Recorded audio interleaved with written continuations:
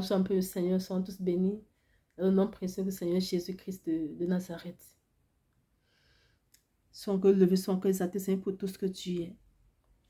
Merci pour ta patience qui est encore, qui est notre salut, Papa, notre salut, Père.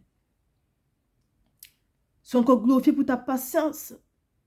Car n'eût été ta patience, Seigneur, nous serons déjà tous égarés en ce jour, à ces jours. Sois encore béni à cet instant, au nom puissant de Jésus de Nazareth. Amen. Nous sommes tous bénis, Seigneur. Je suis que Sœur Marjorie, la prophétesse était des amis.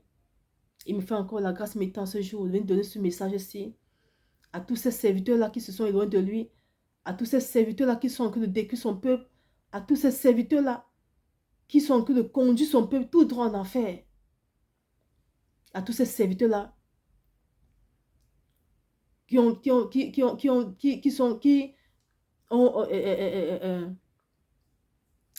fait de l'œuvre du Seigneur leur propre affaire, qui ont mis le Seigneur de côté, l'Esprit de Dieu de côté, et qui sont en train de servir le Seigneur comme il le désire.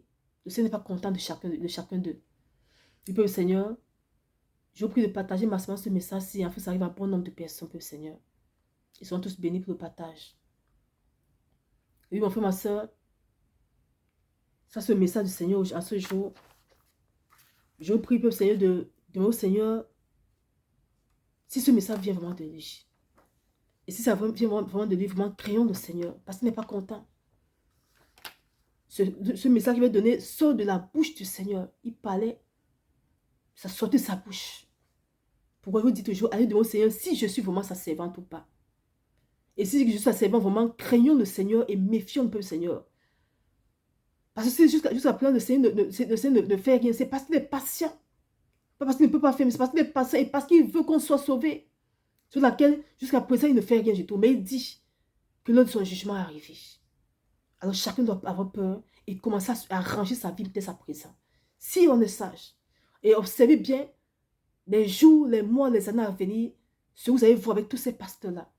Si vous les voyez tomber, chuter, si vous les voyez commencer à être menacés de gauche à droite, sachez qu'ils ne sont pas repentis. Le Seigneur dit, son jugement est descendu sur eux. La parole de Dieu déclare dans Jérémie 23, verset 2, c'est pourquoi, ainsi parle l'Éternel, le Dieu d'Israël, sur les pasteurs qui percent mon peuple. Vous avez dispersé mes brebis, vous les avez chassées, vous n'en avez pas pris soin. Voici, je vous châtierai à cause de la méchanceté de vos actions, dit l'Éternel. Dans Luc 12, verset 5, il est écrit, je vous montrerai qui vous devez craindre. Craignez celui qui, après avoir tué, a le pouvoir de jeter dans la géhenne. Oui, je vous le dis, c'est lui que vous devez craindre. Ainsi parle l'Éternel des armées. Moi, l'Éternel, je suis le Dieu souverain. Et l'or et l'argent m'appartiennent. Les serviteurs roulent avec des voitures. Mais ces bénédictions ne viennent pas de moi, mais de mon peuple. Car les serviteurs arnaquent mon peuple. Le moment est venu de décrire les œuvres de ces pasteurs. S'ils ne se répandent pas,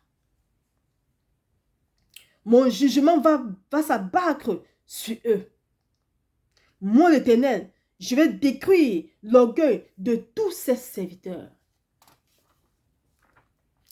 Bientôt, ils auront peur de s'appeler serviteurs ou pasteurs. Bientôt. Car je vais les tourmenter dans leur sommeil.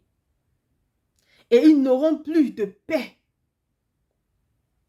D'autres sortiront pour se repentir auprès de mon peuple.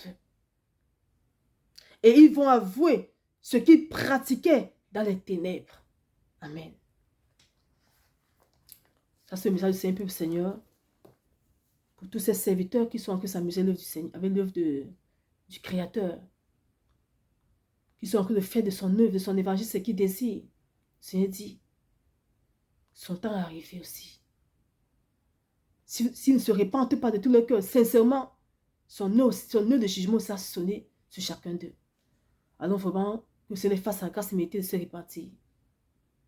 Sont tous bénis pour le Seigneur et que toute la gloire soit rendue à celui-là seul que nous devons craindre de tout notre cœur. À celui-là seul qui a le pouvoir sur toutes choses, peuple Seigneur, même sur nous, nous ne sommes rien du tout. Sont tous bénis. Shalom, peuple Seigneur.